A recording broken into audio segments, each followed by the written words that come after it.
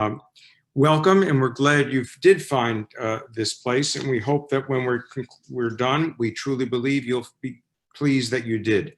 I'm Rabbi Michael Zedek. I'm Rabbi Emeritus of Emanuel Congregation, and I'm part of the advisory board for Schaalman Senior Voices, which is an extraordinary program striving to strengthen the well-being of all adults, but most especially the older adult and larger communities, through engagement in conversations about meaning and aging and developing inspiring films, educational opportunities, and lots of other programs. Schaalman Senior Voices honors the legacy of the late Rabbi Herman Schaalman, a remarkable interfaith leader both in Chicago and throughout the world. He knew no boundaries and he knew no challenges that weren't worth addressing, even if we couldn't be sure that we were doing anything other than building connections of spirit. We're hoping today will be part of that spirit, a meaningful conversation about the uniqueness of the aging experience and how to make it ever more valued and meaningful for those of us who have the opportunity, as all of us, if we're alive, will experience aging, and that we might share it with others.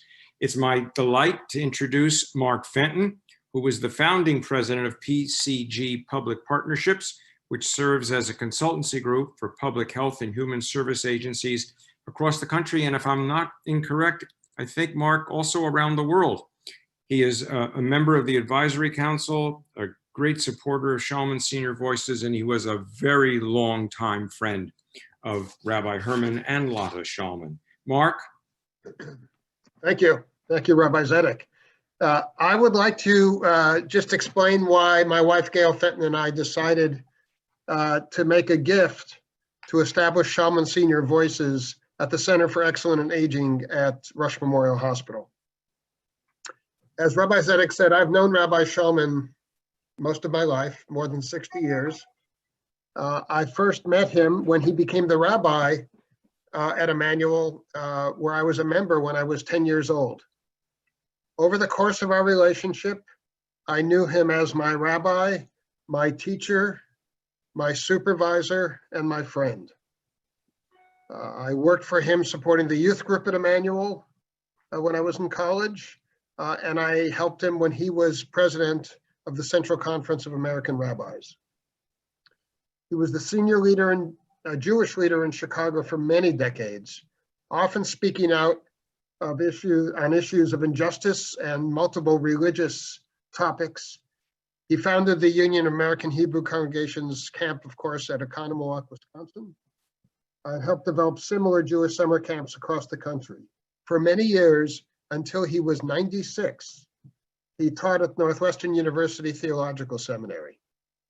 He also taught at many Jewish seminaries while serving as the rabbi of one of the largest Jewish congregations in the city. Rabbi Schaalman was so many things to so many people because he served on so many boards and worked with so many organizations. He saw himself as someone who continually crossed boundaries to learn and to understand how different religions work, how different religions viewed Judaism, and how different religions viewed the fundamental questions about life and belief. He was a constant learner. He was also a consummate teacher who never failed to begin a new class or cover a new subject if students were willing to engage. I am one of thousands of students who benefited from his teaching. He frequently served on larger stages. I remember the night he introduced me to his good friend, Nobel Prize winner Elie Wiesel, who told stories to my youth group at Emanuel. I saw him stand up to President Ronald Reagan on national television with Elie Wiesel at his side and tell the president not to go, after he had been invited, not to go to a grave site in Germany where SS had been buried. He became very good friends with Cardinal Bernardin. Together they went to Israel, they taught classes together, and at the Cardinal's funeral, Rabbi Schaalman was invited to give a eulogy for the Cardinal. This is the first time a rabbi was ever invited to play that role in the Catholic Church. He won many awards in his life, far too numerous to mention here. He was awarded several honorary doctorate degrees from Jewish, Catholic, and Protestant universities. He was awarded the Lincoln Medal, which is the highest recognition anyone can receive from the state of Illinois. And when he was 91, he was invited to throw out the first pitch for the Chicago Cubs at Wrigley Field. Rabbi Schaalman's influences were boundless. This is why my wife and I named the University of Chicago College program in Jerusalem after him and Lada, his wife of 76 years. And this is why we sought an institution to house his recent videos and teachings that he prepared on the process of aging, some of which you will see tonight. And as he said it, aging, and we can't avoid it, so we have to learn how to like it. The Schaalman Senior Voices program has become a central part of the Center for Excellence of Aging at Rush. It encourages older people to discuss their aging, to explain what matters to their friends, their families, and healthcare professionals. And most important, it creates a platform for Rabbi Schaalman's presence and teaching to have an influence on future generations.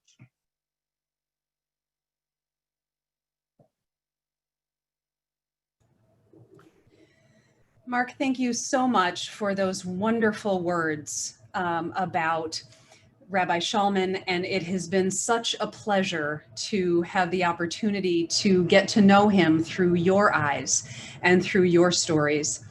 I am Dr. Erin Emery Taversio. I co-direct the Rush Center for Excellence in Aging and have been an incredibly grateful recipient of Mark and Gail Fenton's gift to begin Schaalman Senior Voices.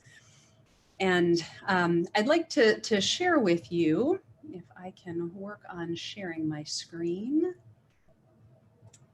a little bit about how Schaalman Senior Voices fits in so well with the priorities at Rush University Medical Center, and how together Schaalman Senior Voices and Rush University Medical Center are creating new opportunities for older adults to talk about what matters.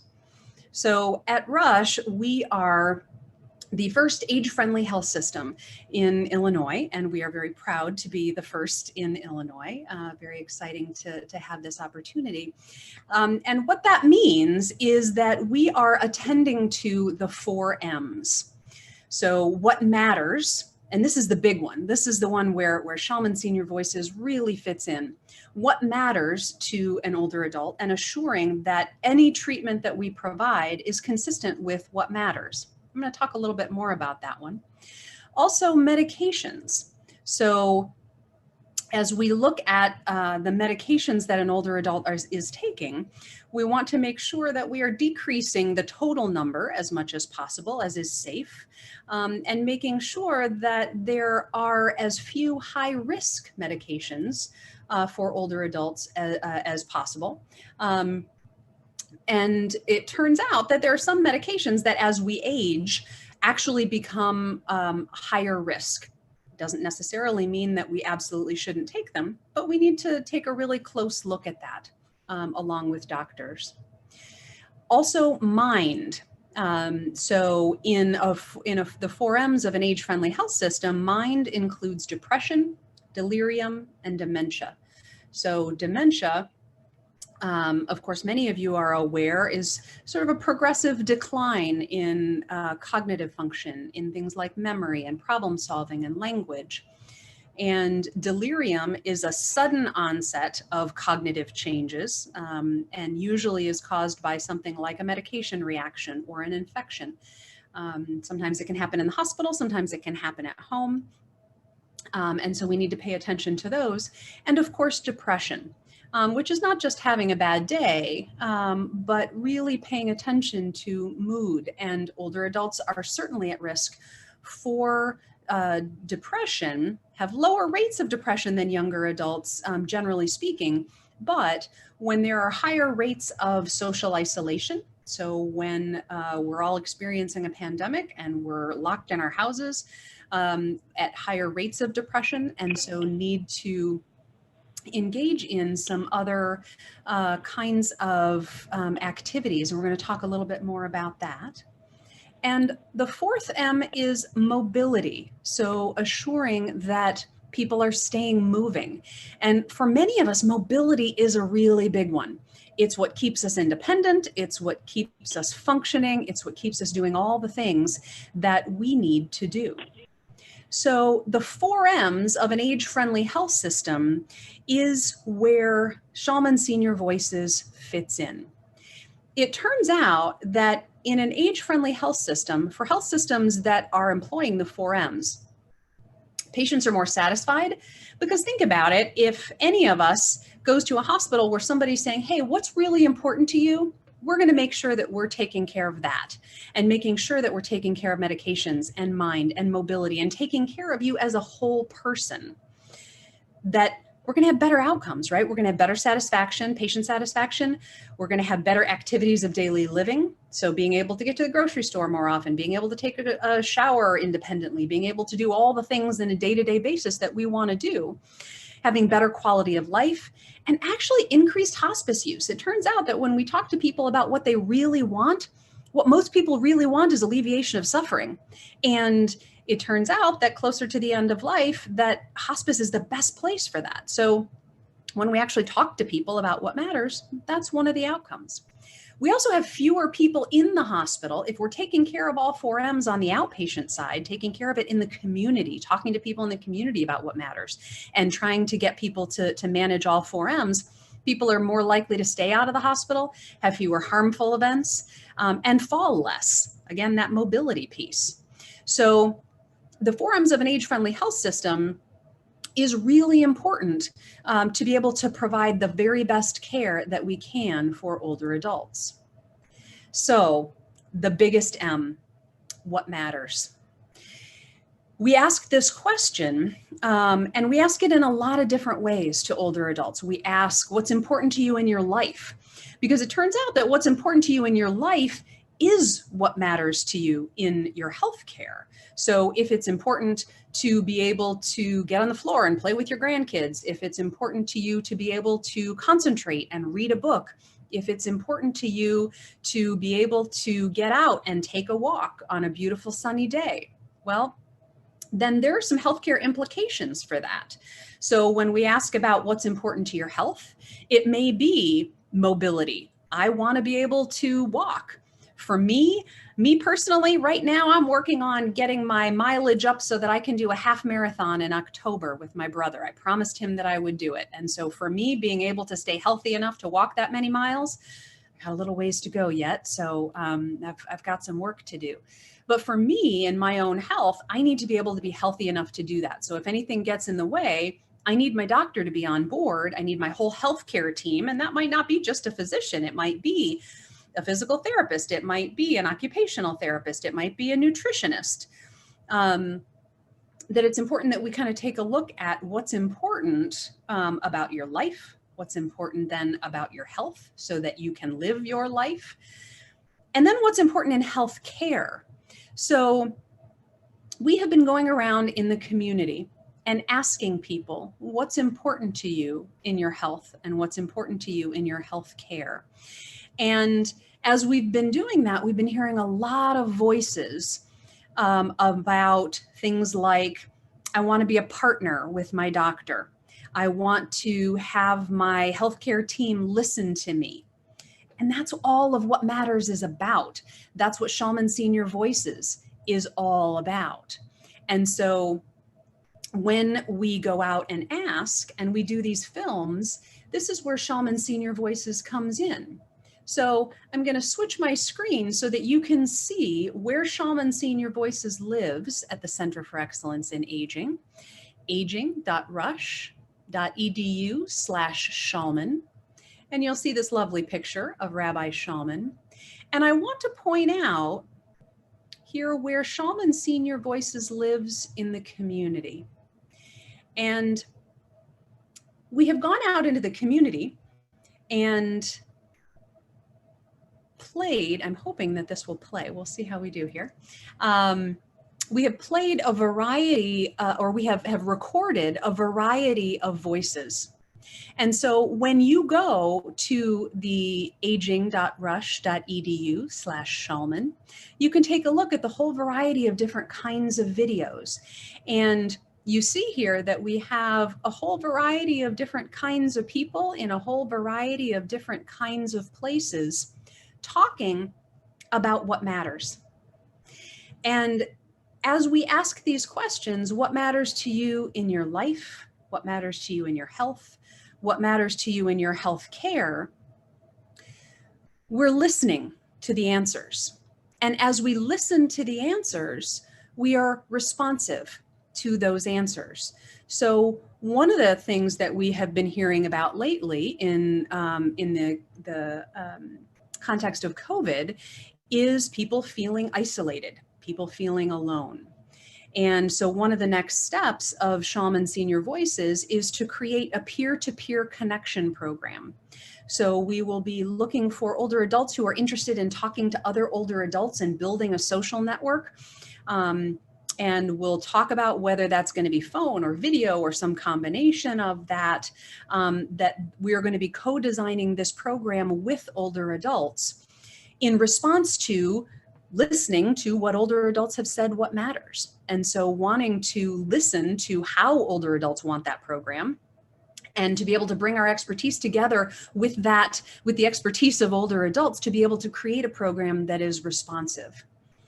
And part of the reason for that is that what we're learning about social isolation, particularly in this time of COVID, is that when people are socially isolated and when they subsequently become lonely, that folks can begin to get depressed, folks can begin to have immune problems, folks can begin to have physical health problems, all as a result of social isolation. And there's been some research to suggest that social isolation can have the physical effects of smoking 15 cigarettes a day. It's pretty profound. So we want to do something with that by listening. So the legacy of Rabbi Schaalman, as supported by Mark and Gail Fenton, is to be able to listen to what matters to the community and to have conversations about aging and to have conversations about, you know, we're all aging. How can we like it? And I think Rabbi Schaalman would be so interested in the conversations that are starting in Schaalman Senior Voices about exactly that, about aging and how can you like it. So we are so honored to have Schaalman Senior Voices be a part of the age-friendly health system as we listen to what matters. And you'll hear a little bit later from Jasmine about how you can make your own video right on our website to be able to share what matters to you. And one of the other really important things that we're doing with those videos is we are showing them to healthcare students so that healthcare students can learn how to listen to what matters to older adults, to all of their patients. And as we get better at listening, we get better at responding. So we're very excited to be able to take that opportunity and to give every one of you an opportunity to record your own video that not only will be shared with the Rush community and with students across the country, but also for you to share with your family and to start a conversation in your family about what matters to you in your life, in your health care, and what matters to you about aging. So we very much look forward to hearing from you in that. And in that regard, I'm going to hand back over to Rabbi Zedek to take us into our next step. Thank you, Rabbi. Thank you very much, Erin. And I do want to emphasize the compilation of voices is an extraordinary instrument, not only because it has profound impact on healthcare professionals, but also because it has an equally profound impact on the participants. It's a wonderful resource. Now, there are other resources, and we're going to turn to one of them. A few months ago, it was cold. Dr. John Buchanan, the pastor emeritus, senior pastor emeritus of Fourth Presbyterian Church, and Dr. Martin Marty, one of the most remarkable scholars in the world, and certainly the preeminent expert in the United States on religion. And he himself, in his 90s, We met at the Buchanan Chapel over at Fourth Presbyterian, and we had some discussion about the challenges of aging and the resources we turn to for dealing with that inevitability and how we might enjoy it. And we're going to play a small clip of that, and then there'll be an opportunity for some discussion among some of the senior advisors to Schaalman, Senior Voices, and then an opportunity for all of us to join in. So without further ado, let's have the video. Oh, I look good.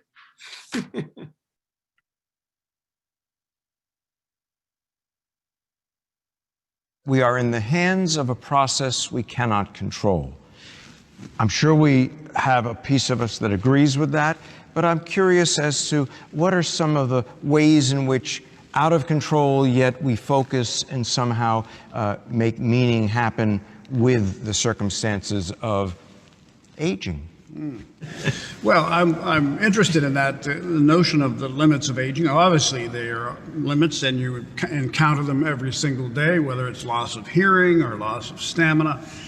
I think there's something basically good about not giving into that. I think full life means at least continuing to do your exercises and keep your reading and keep yourself alive, as long as you don't become neurotic about it. There is a youth cult here in the country that that worships youth, and people spend enormous amounts of money getting their skin stretched out or whatever. I think that's not such a great idea. But I think it's imperative that you not only confront and be honest about the limits that come naturally with aging, but that you keep pushing yourself to live fully, to be as strong and alert intellectually as you can be. Marty? You have to learn limits. And there are three limits that nobody ever can get beyond. Finitude, you're going to die. Contingency, things happen, accidents, good things, bad things. And transience, nothing will last. The pyramids will go along with everything else. And what you do with that knowledge is important. If you let it overwhelm you, you're overwhelmed. If you recognize it and realize that you're living within limits, then you ask, how do I transcend them? How do I make them of use or whatever? So, finitude, how am I going to spend the best years? Maybe I get 5 years, maybe I get 50, maybe I get 110. You certainly have today. Yeah, that's it. And why then should I fuss about the past because I can't do anything about it, or the future because I don't know anything about it? And then contingency, think of all the plotting we do and it doesn't turn out that way. And transience, it all goes. I'm an historian and I look at old tombstones. I look at all the achievements of people I really thought would be there forever. And a few years later, ask people in their 60s to remember people from their 20s, rock stars, and so on. It goes. But yes, we have the moment, we have the day, we have the second, and almost everybody that we know that we admire recognizes that and does something with it. And I think they could be great motivators. If I don't have forever, I better learn what I'm going to do with it. If bad things will happen, I better know how to transform them. If they're good, I better learn how to celebrate them. So in terms of the two remarkable individuals I'm seated with, one would easily describe the two of you as enthusiastic embracers of life. And I use that word with great intention because enthusiasm, as you know, the Greek is enthusiasmos, to be full of God. The Hebrew word, which you may not be aware of,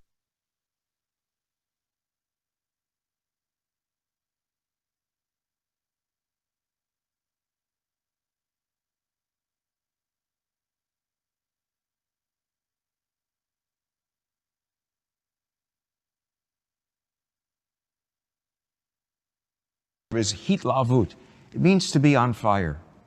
And I'm wondering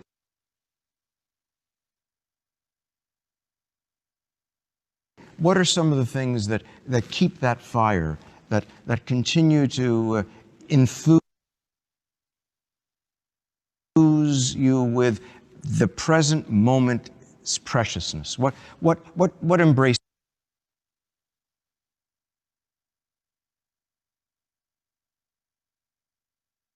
that for you?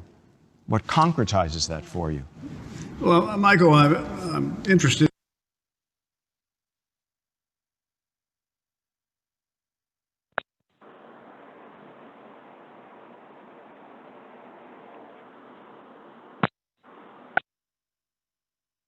And how aging increases your gratitude and for life itself, and that each day, the older you get, each day becomes a gift. You don't think like that when you're 20 or 30, but each day is a gift. And I'm reminded of something that Abraham Maslow said one time. He had a terrible heart attack, near-death experience. And he was recovering in his home, and he wrote a letter to a friend, and he said, my river never looked so beautiful before. Every moment of life is precious. And he went on to speculate, if we knew we'd never die, could we ever love passionately? And so the sense of aging, I think, increases your capacity for wonder and awe and gratitude. Of all the things that I'm most grateful for, it's the connections that inspire me. Boy, is that a good word, to take in the spirit, you know, and somehow make it possible for me to know that the journey is not one I make alone. Indeed, when you talked about, I've certainly known people in hospital who aren't getting good news, and yet somehow they feel like they can still make a difference in the other, the one who comes into the room, the one who may be in the next bed with them in that room. It's about meaning. I think on any level of connection, I would say company. We're now at a stage where dear old friends are leaving us. I was in a class of 17 pre-theology people who went to a seminary, and I learned last week I'm the last survivor.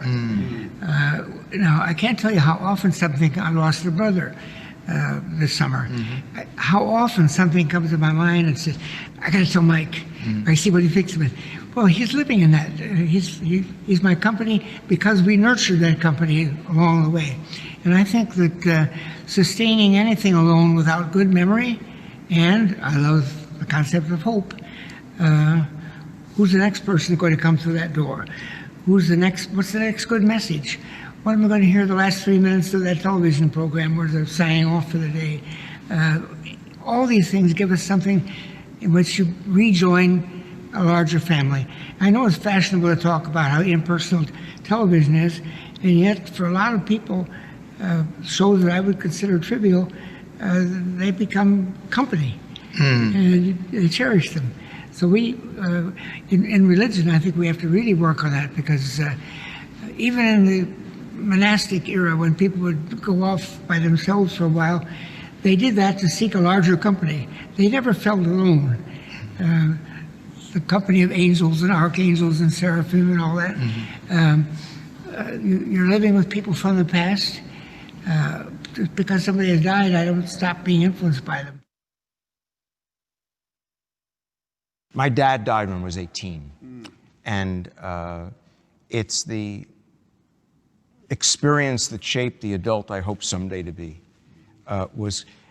He knew he was going to die. It was cancer, and as some have heard me suggest, rather than drawing the obvious lesson that life can't be trusted, which maybe is one of the things we're talking about today, he set out for me to learn what I consider the most important lessons I know as an adult. There are 4 elements. Element number 1 is life is a very precious and very fragile gift. That's so obvious it doesn't even need elaboration. Number 2, were I to die today, I want more. I'm so crazy in love with the gift of life. I'm intoxicated. Edna St. Vincent Millay, oh life, I cannot hold you close enough. Lesson number 3, and I mean this, were I to die today, I want more, but if this is all I get, thank you. Lesson number 4, I'd rather have my father than have learned any of it. I can't have that, but the echo is, but I can still have what he is in me. And I actually think that in some ways, that seminal experience of having to come to terms with, to live means we outlive, to love means we lose, but that's not the end of the story. Somehow shapes the person I am. I live by very few things very deeply, and for me, everything about time is chopped into days. I may have seconds, I may have minutes, I may have hours, but again, very biblical. You're not to take thought for tomorrow, and you're not to live in the guilt of yesterday. And therefore, if you just chop it up with the biblical picture of what could happen today, the sun rise, and if it doesn't rise, storm can come. God is with you, and you have your tasks and your pleasures, and somebody else is coming down, furrowing another plow, or working another machine, or enjoying an evening out at the movies, whatever it is, anything you can do to help them sustain. That's why I like the word company, and you use the word connecting. Loneliness is the great enemy. And busy people can be very lonely too. Anything you would add, John? Well, one of the delights I find of post-work, retirement, aging, is the opportunity to savor. And I've just become aware, acutely aware, that I didn't savor much when I was working because I was too busy. And I think of that every day. We drive over to Michigan and go through the wooded area and some fields, and I think, I never really looked at this before. I needed to get where I was going, but what a marvelous shade of green that is, and how many different shades of green. I think of that every morning when the sun comes up. I never had watched the sun come up before because I had to go to a meeting or something. But anyhow, the opportunity to savor is a real gift. And if I was dispensing advice, I would say, slow down and savor.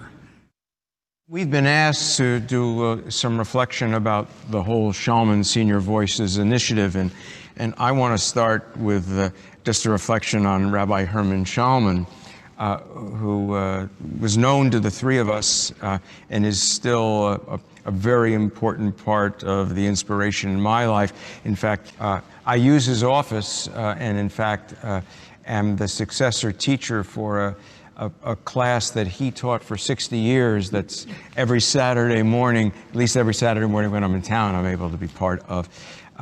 But among the many things that are so exquisite about my memories of him and fit so perfectly this initiative is his desire to always look at what's next. What are the challenges we're facing, not how good things used to be.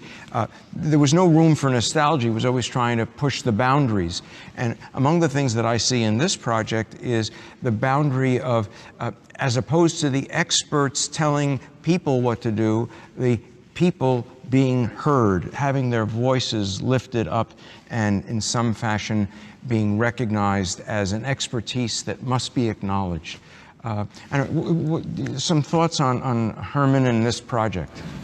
I think one thing that he helped people do, again, on public television, with congregations, wherever he was, he helped people sort things out. The world comes flying at you just from all directions. What sense are you going to make of it? And he'd sort out. He would take a text or some old saying and expound it, always working on the assumption that the listener, anything in any medium that the Schaalman Center would use, could be quickened to something they hadn't thought about sooner, and then kind of to rank them. You're not going to bother them with everything. Hunters find the hunting magazine, and fishermen find the fishing magazine, and glamourers find the glamour magazine. But who really takes care of helping find I'll use the word significances. And I think that this center is an instrument. It doesn't say we have all the answers. It says we'll help you find the ways in which you can help find answers and give answers. Wonderful, wonderful. I was an admirer from afar, mostly, of Rabbi Schaalman. I knew he had this magnificent reputation as a public speaker, preacher, orator. It was at a celebration, I think, for Chicago Theological Seminary at the Harris Theater that several speakers were there, very distinguished, and he batted cleanup. And I've just never, ever witnessed anything quite like that. He didn't have a note, stood ramrod straight. And Which, by the way, for those who didn't know him, wasn't that tall, Right. but was nonetheless a giant. and just spoke with more elegance and eloquence and passion and erudition. It was just a tour de force. I loved lots of things about him. I loved his interfaith initiatives. That's something that we've all got to be paying more attention to. We've known that for some time. Rabbi Schaalman was out on the cutting edge. He had friendship with Cardinal Bernardine, and he took trips to the Holy Land together, and he opened the way for many, many people to see that we simply have to learn to be in dialogue and respectful conversation with one another. What a great gift. Yeah, it was an interesting combination, really. I'm not sure I've ever thought about that before, John, but he was a bridge builder par excellence, but he was also a cutting-edge thinker without any question of where it might take us. And I suspect that that's an unusual combination, because the cutting-edge thinker is the scholar in the ivory tower, but it was all one gestalt for him. The word I would use for it is he knew the basics and helped you find the basics. I like that whole concept of that term. If you have a place to stand, you can view the world. And he would help you. He didn't always say there's only one way to do it. He would say, we can help you find the way. It's in you, it's around you, it's in the ancient texts, and it's ahead of us yet.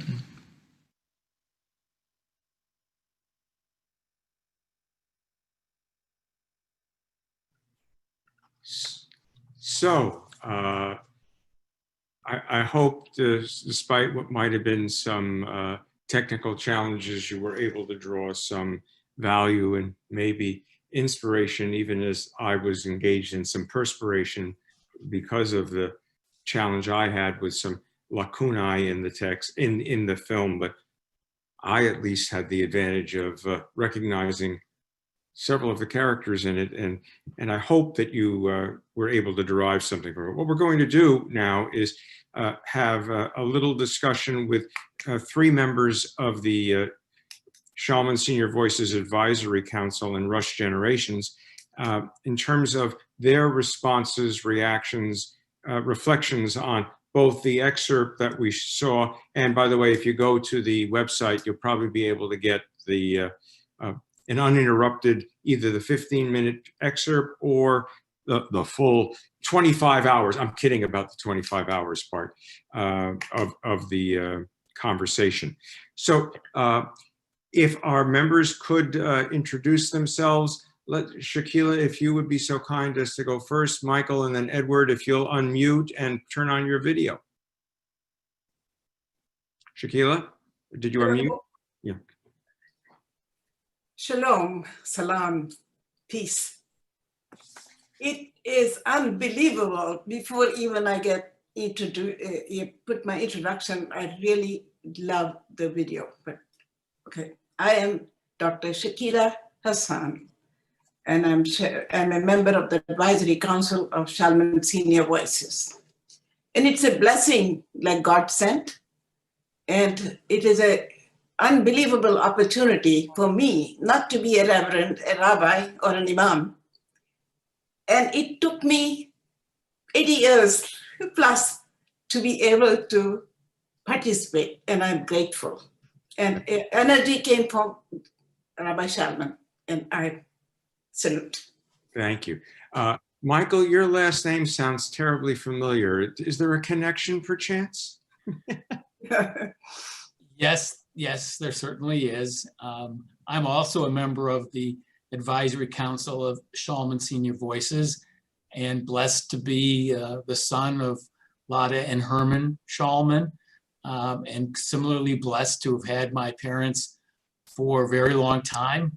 Most of you know that my mom was 102 and my dad was 100 and going on 101. So I was a very fortunate person to have experienced my parents for such a long time and in such meaningful ways. And I'm just delighted to be part of the council and to share some thoughts with everyone today. Edward, that means you're next. Hi, my name is Edward Martin. I'm glad to share this with y'all, to listen, because every time I listen to something, I learn more and more every day. And from listening to y'all today, I learned a lot. That's from that class who you're talking about, that video. Thank you. So for the three of you, anything in particular that I need to hold on to that, I need to integrate that, or I need to wrestle against that? Anything that came up in the video along those lines? One thing that I don't know, was it in the video? One thing y'all was talking about, was saying, I think it was, who was this was talking about, not the video, but we're talking about old timers, and because it made me start thinking about my wife who had old timers. Of course, she passed away. But it was another name, I forgot that name was, but constriction that messes up organs in your body. And I was just wondering about, was the people, the ones that said that she had old time, was they right about that? You know, because I noticed her body started getting weaker and she couldn't walk, she couldn't do this. So it's making me think about a lot of things, you know, and another thing, doctors, sometimes you gotta set what you gotta say to a doctor, but let them know how you feel and what you feel. You know, because if you don't, the doctor tell you how you feel. Very good. By the way, folks who are listening in, please consider using the chat feature if something that you want us to discuss further, and there'll be opportunity when we're done with this piece of our program offering today for direct comment and commentary as well. So don't forget the chat feature. If you don't know how to use the chat feature, on my computer, it's down at the bottom, and if you put the cursor there, you'll see chat, and it'll open up and you can type a commentary. Leah, I believe, is monitoring that to be able to share it with us. And I have to admit, on some computers, it's under the screen, as in mine, but on others, it's on the right side of the computer when you open it up. At any rate, Shakila or Michael, some reflection on the video itself that stands out that you want to highlight? Yes, I would like to say that the first thing that came to my mind is gratitude. And gratitude, as I age, has become more relevant, more prominent, and more persevered. And it looks like prayer is not complete without gratitude. So it's a blessing. And I think aging is a process that we all must feel comfortable to know that the comfort comes in gratitude. And I also heard the words of community, company, and connections. And to me, humanity at large is a product of community around humanity, and how Rabbi Schaalman visualized it, and with the human connections. I am an example for myself, and with him, if I can elevate myself in the situation to say that I felt great being a Muslim in his class when he's teaching the class on history of Judaism. And he constantly referring to me, not that we solved all the problems or understood everything. I mean, I'm talking about myself, but I felt so part of it. So that learning from one another is experiential learning that I think no age is exempt from that process. Okay. So I think we can make more time being old to connect Mike- better. Michael, something that you would want to highlight? Yeah, to me, this blends in from what Aaron was saying along with the video and the commentators there, is this whole notion that we are now speaking about aging. How remarkable that is in itself. It really has been a subject, both as individuals, we generally haven't wanted to talk about unless we have some terrible ailment in our lives and then we complain. But it's not something we talk about in terms of trying to figure out how to wade our through or navigate our way through. And so these conversations are so helpful because they're new and they're different. And I think they refresh us and prepare us for something that, as you said when you started, Rabbi, it's a process we're not in control of. And of course, we love to be in control. And control is a tremendous illusion. We never really are in control. And so it's a recognition through these conversations that this is process, part of life, and we have to get ready for it. We have to get used to it. We have to plan for it. And we have to build relationships around it, because I think that's the way you navigate aging, whether it's relationship with family or with loved ones or with friends or even with strangers. That will bring us to a better place as we age. May I add to it one sentence in this theme, is that even finding yourself is a gift in aging. And with this, the virus has brought a message of universality and its diversity. And to me, people call me to offer help, etc. And then when they say, "Are you alone?" And that brought me to a point which I will brief it, that me, I, and myself. I say, I'm not alone. What do you mean? I say, I'm beginning to, do I have to identify who they are? I'm telling you, me, I, and myself. So I take one as my conscious, the other as my guide. Take it from there. Okay.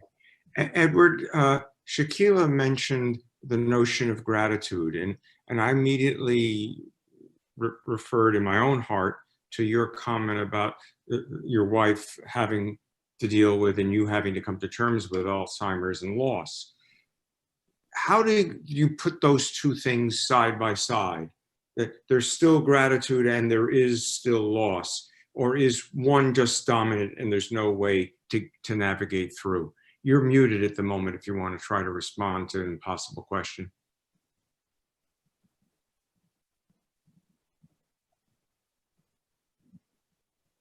Well, gratitude. Well, ain't no way to put it. I put it this way, in a way I was angry about a lot of things.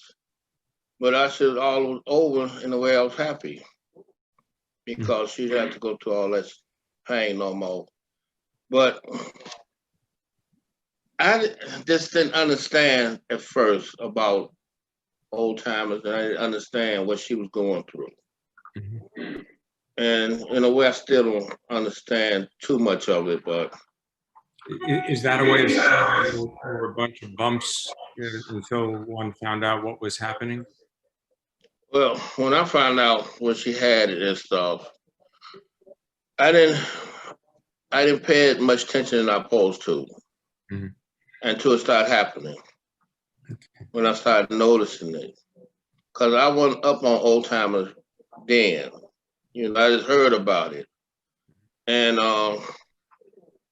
then I started learning a little bit more about it. But I always thought a person should be over older person. My wife died at 60.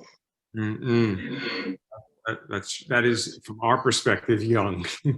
Yes, it is. Yeah. So are there places where there's still gratitude for you? Yeah, yes, it is, because I see a lot of things that people studying more about it to help other people. No, I'm not talking about a disease now. I'm talking about your connection of heart. What heart? Well, I said I was angry and I was kind of glad that she ain't got to suffer no more. But in a way, I'm still angry because she's not here with me. Okay. Shaquila, I know you had a wonderful life partner, and he's gone now. What are the places that give you a place to be okay with the fact that you survive and he is gone? I think that was a blessed journey, and to conserve my words, I would say we learned together all along. Mm. And his one sentence I'd like to quote. First, I didn't understand because he was a dean, business school, etc. And I thought his area of interest was quality. So I lived under that concept for a few years till I discovered what he was saying was life is a journey of perpetual quality improvement.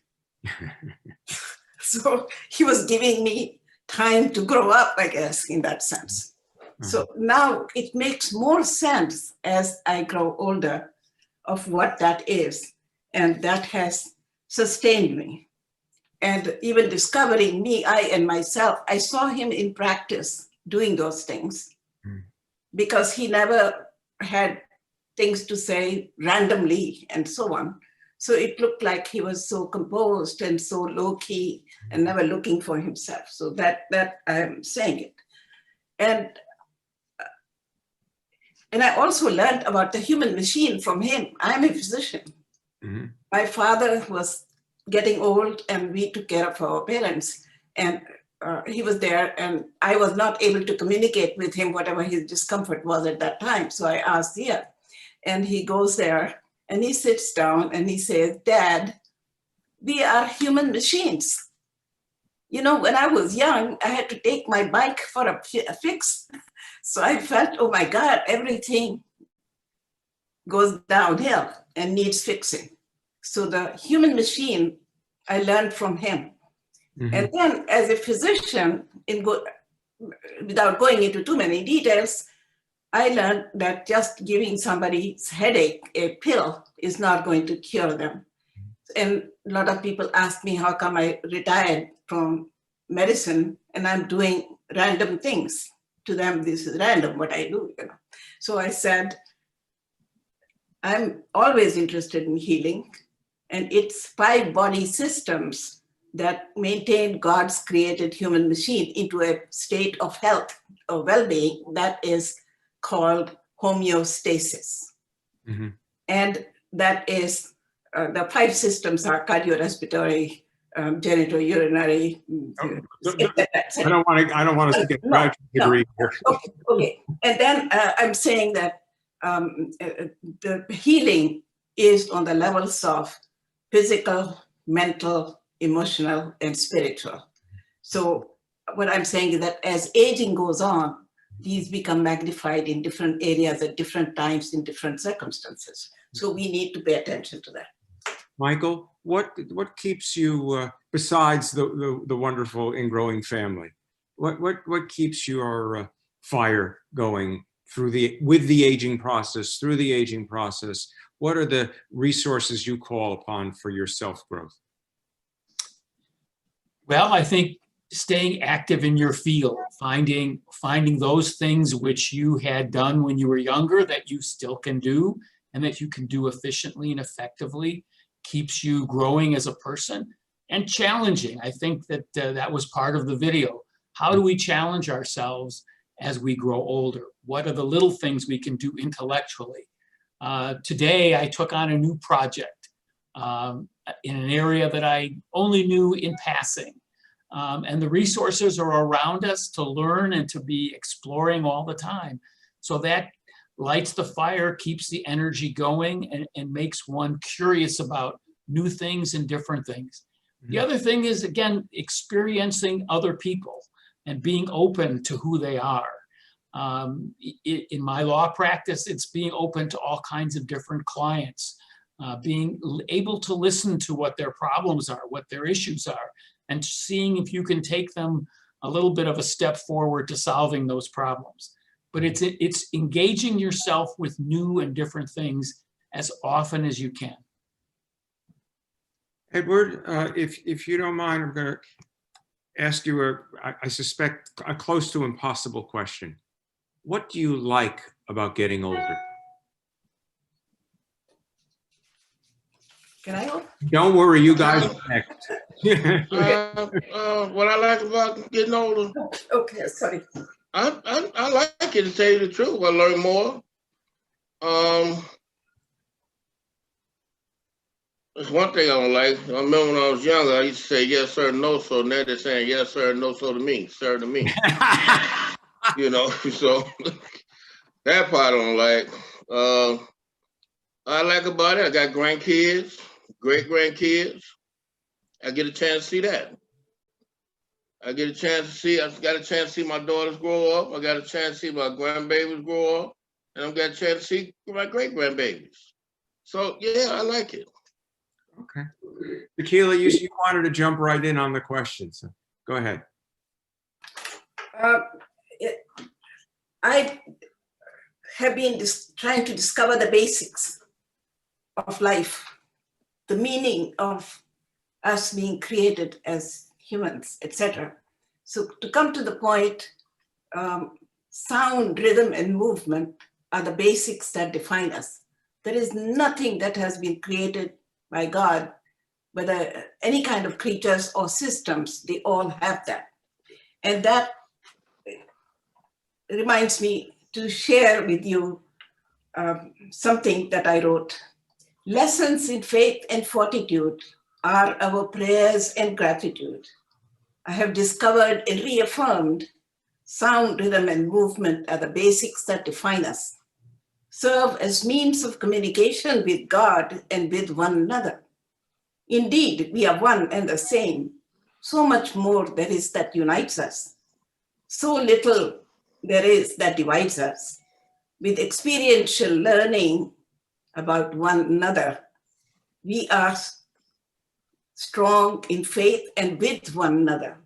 Good health and being well together, aging has strengthened my conviction. Yes, we are a human family. Our healing is not just physical, but intertwined with healing on mental, emotional, and spiritual fronts. That's what gives me peace. Michael? Well, I'll try and pick up on Shaquila's and both Ed's comments. I mean, certainly there's great joy in aging when you can let yourself see the world through others' eyes. And to do that with family and grandchildren, of course, is just invigorating and joy, just plain joyous to see how they discover the world and enjoy the world, adapt to the world, grow to the world in a way that I haven't thought about or experienced on my own for a long time. So that is a tremendous joy about aging. And then, of course, experience is comforting. And as we see ourselves in difficult times, in difficult political times, or difficult social times, it's very helpful to be able to express to yourself and to others, we've lived through things like this before. We've experienced things like this before. And as one appreciates aging, we know we will come out the other side together okay. And that is something that aging really supplies, that I'm sure, for example, young people right now are quite concerned about. Is this topsy-turvy world that's upside down right now in so many different ways? How are we going to get through this? Well, we've had threads of that before, which I know we will get through. So the three of you have some resources to call upon to continue to embrace the journey. There may be at some point, perhaps on this virtual experience or later and whatever may become of this experience, folks who won't have the same kinds of extrinsic resources to rely on, that they are the last survivors, perhaps. Anything that you might offer that could embrace them, that would be helpful to those who are challenged with aloneness, with being by themselves. And I'm not prepared to call on any one of you to be first. If any one of you wants to come, I'll respond. I won't answer. I'll respond to my own query because I think it's a tough one, you know, because we've known in the real world people who are alone. And if there's anything I would implore, it's for such folks to know that we don't know that you're alone unless you tell us you're alone. We're not able to reach out to you if we don't know you need to be reached out to. And there's somehow, if I could do anything, it would be to get someone who is in that solipsism, that wrapped up in self, to say, tell us. There are those who would respond to you, those who would connect with you, those who would find ways to work with you. You know, I'm reminded of a story of a suggestion that says 10 ways to cure the blues. Do something for someone else and repeat that 9 more times. That's easier to say when you're not stuck there, but if I can do anything, it would be get unstuck. Any other thoughts that come up for that suggestion? I do. Yeah. Listening to Edward and finding out that what he experienced with his wife in the name of getting old at age 60, and we are sitting here, at least I am, saying that is so much younger. Mm-hmm. That shouldn't have happened. So as the center looks into doing these things with all of us together, is to find out what will be useful for them and what kind of videos or other messages have to be created thoughtfully, because to make somebody feel comfortable and love to be part of it and doing it is one thing. That love getting older. If they have more physical problems, are they going to enjoy being older? So all these kind of resources have to be built in.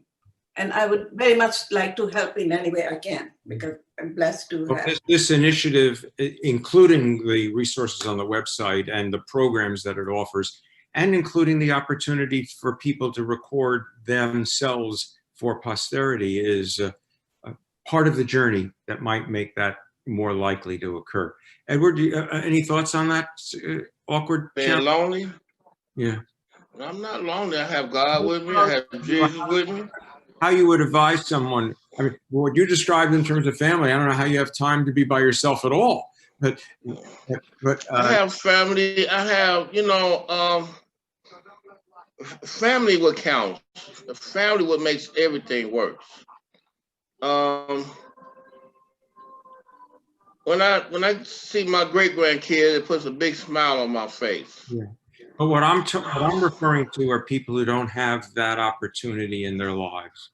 That they are alone, and I suspect we can create virtual families, and I don't mean virtual in terms of computers. I mean virtual in terms of connections. But you can't do it unless we know that that person is there and needs and wants and is willing to receive and respond.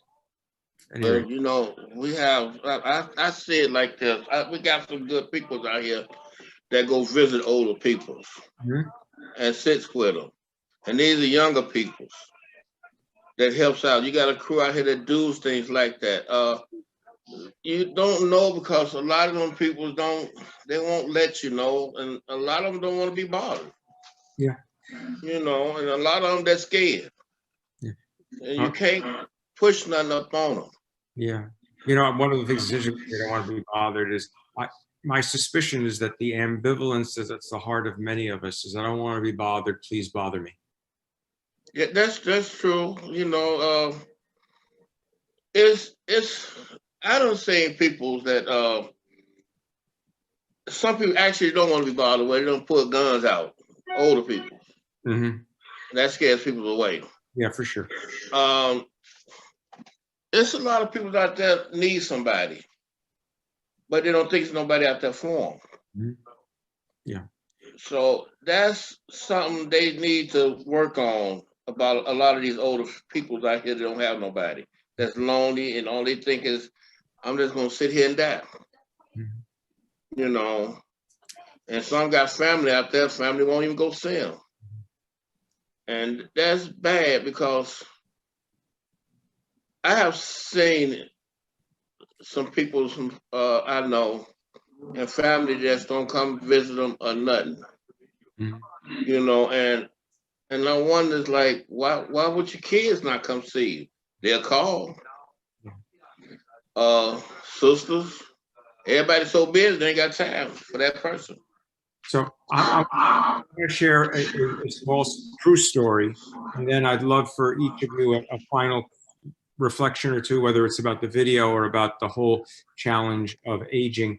And then we'll turn to the possibility of the folks on the call with questions, comments, commentaries, alternative speeches, as I like to say. True story. Some years ago, at a cemetery of a gentleman who had died in his early 90s. And two of the people who knew him, the days when you could have a number of people gather at a cemetery, one said to the other, I overheard him saying, you know, while I'm here, it hardly pays to go home. And the other person responded immediately, nonsense. You're going to come with me. We're going to go to the nursing home and we're going to visit some old people.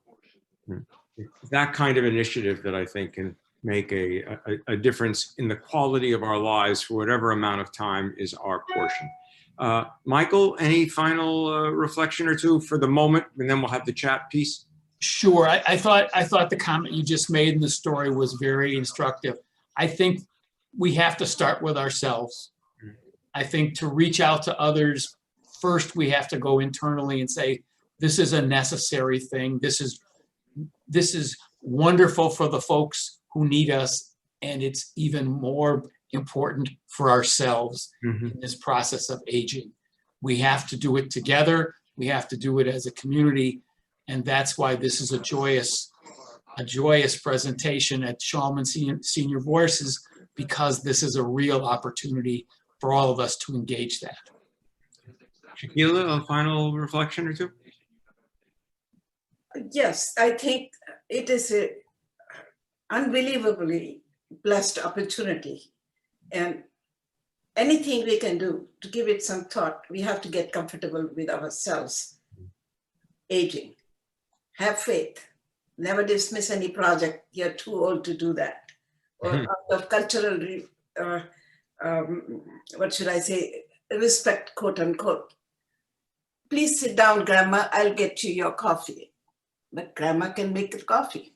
I'll never forget when I went to interview Rabbi Schaalman, and his wife has the table set up while we are introducing him, where we are filming him, and beautiful teacups on the table.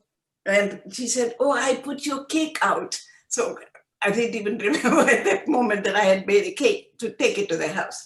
So it is those kind of things, interaction with the young, inviting students, sharing projects with them, etc., is extremely, extremely good. And these can be done, like you were mentioning about the virtual coming together of sorts. Of course, it has to be customized to those who are doing and where the project is going. Inviting them to join in all the work that is being in the center, which is already being done. So I'm just emphasizing it.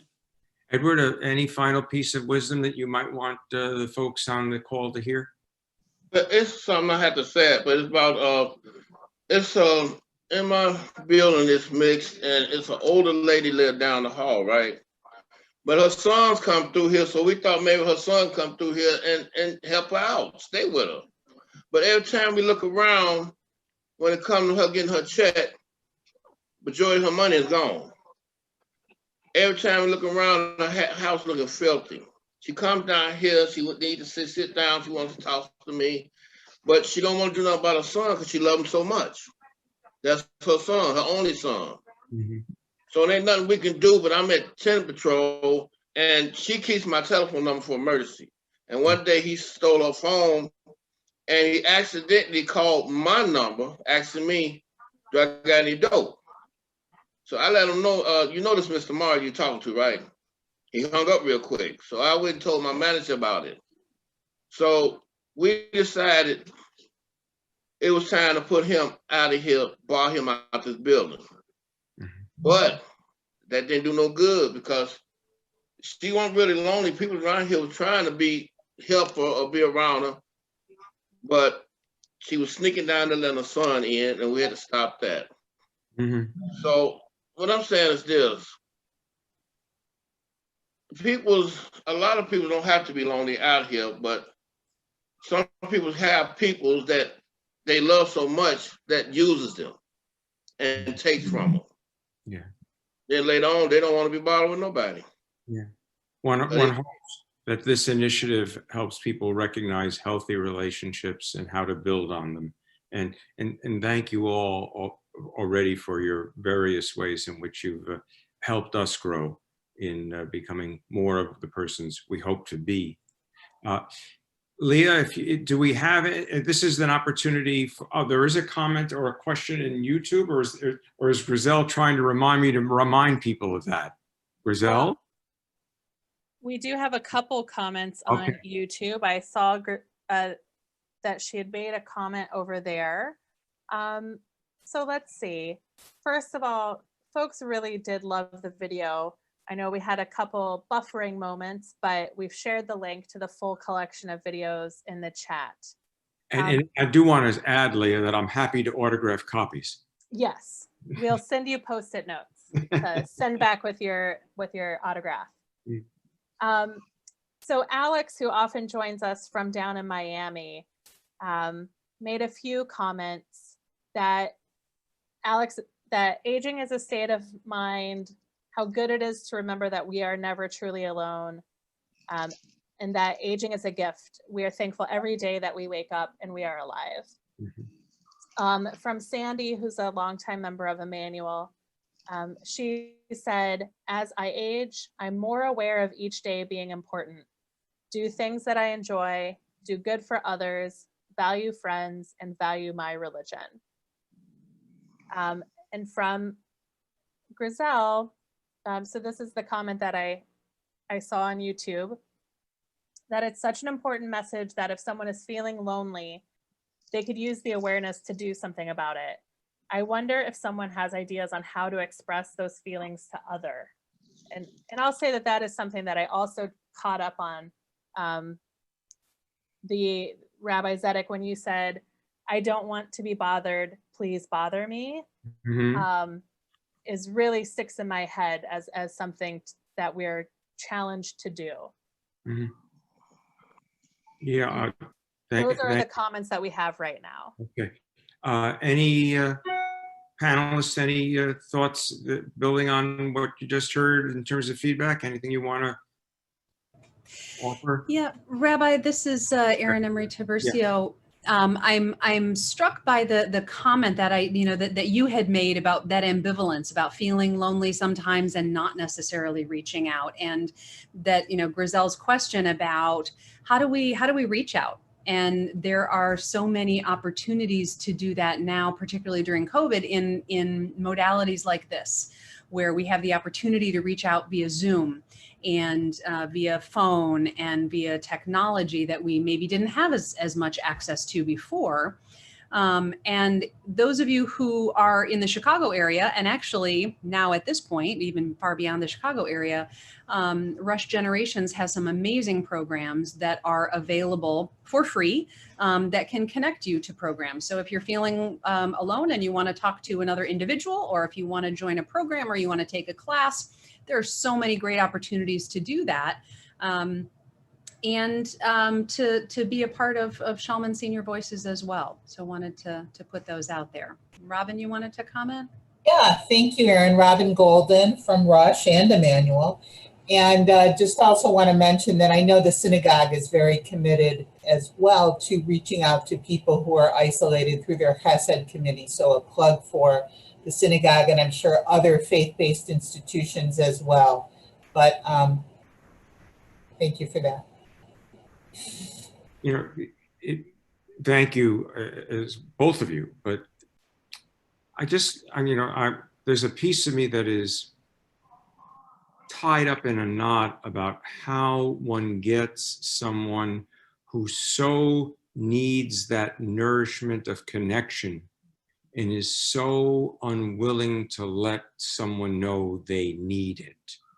You know, I mean, you can't fix everything, but it sure would be exquisite if we could find some ways to further move that ball further down the line, especially since there's no Big Ten football this year. So maybe that's the way we can score a touchdown or two. Shaquila or Michael or Edward, anything on that thought? Well, I think we are blessed. Every challenge brings a blessing. And this being in quarantine has enabled us. I'm sitting on the Zoom here, so, you know, I'm enjoying every bit of it. And this kind of technology can be introduced in the senior homes or something. And they have more access to the videos produced by this program. And that might create ideas. We don't need to spend time on that here. And there are so many creative things that can be done with the seniors as they come in the group meeting room, so-called, for a break. Oh, that's perfect. Like I said, she's right about that, because I didn't use a computer and stuff until I started going to some of them programs at Rush. And I started learning more and more. But I found out, since I learned so more, now I let some of my neighbors that don't get out too much, I be showing them how to get into Zoom to talk to their family, you know, or talk to somebody that they know. They'll call one of the young people up to help them out a little bit. I just show them, tell them, and I don't know everything about it, but I'm learning to do it myself. Then I got a good teacher here that helps me out when she comes through and helps me out every day. But now I can turn this thing on. I can pull y'all up myself. That's something I didn't know how to do a few months ago. But these programs helps me. And I'm in mute, ain't I? Rabbi's on mute. You're talking just fine, Edward. Oh, okay. Son of a gun. Edward, I was suggesting that you're putting a lot of smiles. Thank you, Aaron. You're putting a lot of smiles on the Rush folks with all those good words, and the commercial interruption for which you're not compensated, because it is a wonderful resource and an amazing program. Thank God it's available, and God willing, it will grow ever more so in terms of its reach and capacity. Michael, a final thought or two? Well, I was inspired by Ed. Again, I think we each need to, in our own way, look around the world, engage the world, and find people who need us and who we can react to and reach out to. I think Ed's completely right, and I'm going to make a real effort to find people who need this and who are alone. And I think each of us can do better at that. Rabbi Robin, I just wanted to say that part of what will allow people to talk about this more is normalizing it like we've done today. So kinds of sessions that make it more okay and less of a stigma to say, I feel alone or I feel isolated. Good. You know, we're going to switch in a moment. I'm going to ask everybody to put themselves on mute in a second, except for Jasmine, who's going to take us to the next step of this process and the opportunity. Please listen closely, and please make yourselves fairly familiar with this, because you can let others know about this resource as well. I'm ever so slightly saddened that we had to do it virtually, because I have no doubt that had we had this at the synagogue as it was originally planned before the pandemic intervened, there'd be lots more folks, because not everybody, Edward, alas, as you know, has the willingness to take the step or the access to the machinery necessary to do virtual connections. So thank you all. I'm grateful for the chance to be part of this as well. And Jasmine. Thank you so much, Rabbi Zedek, and to everyone on the panel, and especially to everyone who joined today, whether you joined over the phone or you found your way to the YouTube Live. We really appreciate you taking the effort to come here. So usually when these events are in person, we have a kiosk, which I'm going to show you a picture of now. So it looks a little bit like this. And so at the end of the event, we'll have this kiosk set up and invite anyone to come over and record a short video sharing a little bit more about their perspectives on the themes that were discussed. And so this is all about what we've been talking about today, what matters to us, what we enjoy about aging, what are the challenges of aging, and really diving into meaning through the aging experience. And so while we are moving virtually today, there's still an opportunity to capture your voices and learn about your perspectives online. And so for the last half hour of this event, we're offering this opportunity to really do that. So we're going to start off with just some instructions on how to record a video. So first, you're going to go to aging.rush.edu/Schaalman. And then this is going to take you to the main Schaalman Senior Voices page. And so just like Aaron showed earlier in the event, we have this great picture, some more information on the program. We have a ton of great videos. This is where you could watch the video that was buffering a little bit. You can watch the clip we showed today as well as the full 38-minute video. So this is a great resource, especially now that everyone is staying home. To learn a little bit more, not just about the program, but also about different perspectives as well. And here is also the tab that Dr. Erin Emery Traversio had showed earlier. Jasmine, I'm going to interrupt you for a moment. We still see your PowerPoints and we'd love to see the website. Oh, gosh. It happens to me on a daily basis, so we thought we'd just let you know. Call an audible. Thank you. Of course. And I will put the link into the YouTube chat. Perfect. Okay, so let's do this again. So you start by typing in aging.rush.edu/Schaalman. And then once you're there, you're going to see this page. And again, this is where we have more information on the program. And as you scroll down, you can see some of the videos that we have. We have more information on Rabbi Schaalman and who he was and why he is so integral to this project, but as well as other commentaries and other videos about different perspectives. And here, if you click this button over here, you'll be able to see some of the videos that we collected in the community.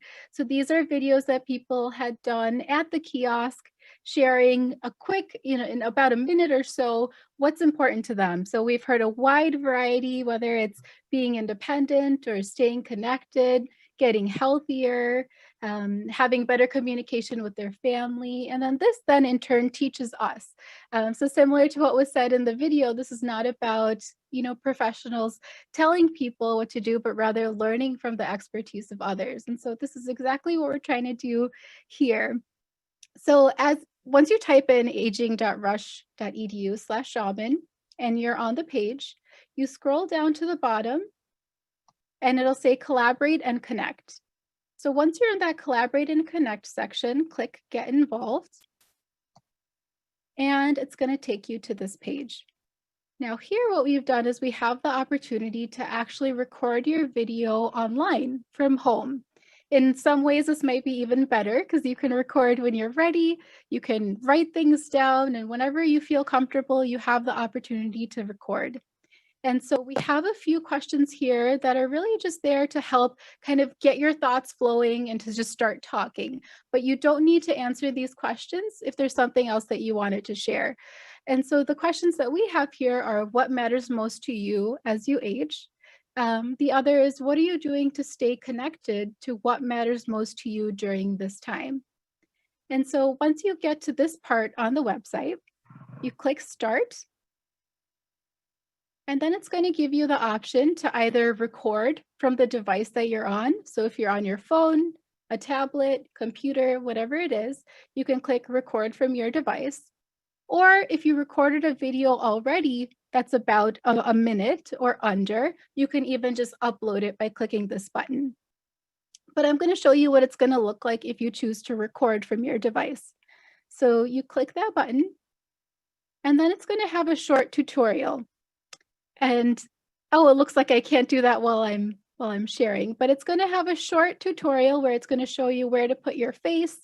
It's going to have a countdown clock over here.